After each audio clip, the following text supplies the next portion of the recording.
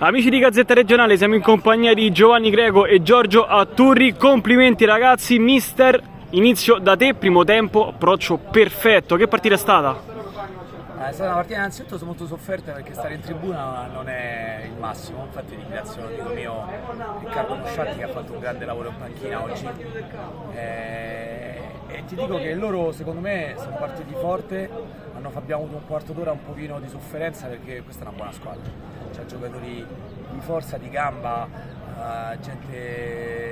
loro erano convinti di vincerla, avevano impattato bene e noi siamo stati bravi là secondo me a tenere botta, a fargli capire insomma che anche noi c'eravamo in campo e poi sai quel gol per me ha cambiato la partita perché quel gol sul calcio piazzato secondo me li ho visti proprio in quel momento un po' cambiare loro, hanno avuto un attimo di controbalzo e ti dico che da quel momento noi siamo saliti sempre di più, poi Fabiano ha fatto quel gol e lì secondo me l'ha incanalata, peccato perché poi nel secondo tempo potevi fare il terzo gol in più occasioni, loro un pochino sono calati mentalmente, anche un po' fisicamente, invece noi abbiamo tenuto, quindi sono veramente molto contento.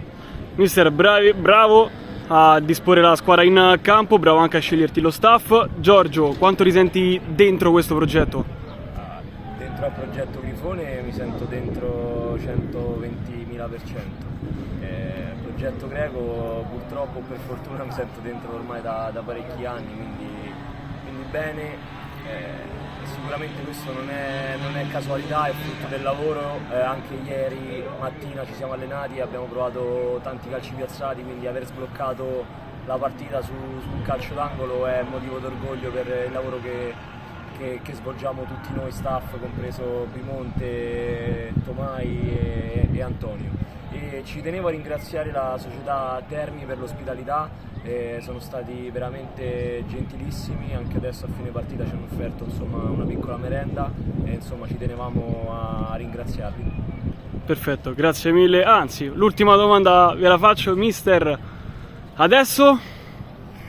Ma sai, adesso sei tra le prime 6 della categoria Under 17 in Italia, nella categoria 7 regioni dilettante, quindi è un obiettivo che all'inizio dell'anno penso abbastanza impensabile. Quindi adesso ce la godiamo, faremo un'altra settimana importante, adesso non so manco contro chi giocheremo.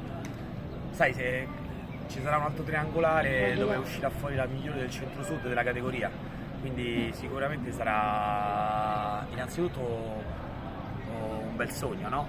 Quindi siamo stanchi, però troveremo le energie per prepararla bene, insomma. Anch'io ci tenevo a ringraziare tutto il mister, sono persone veramente carine questi qua di FC Terni, un impianto bellissimo e ci hanno accolto in maniera egregia.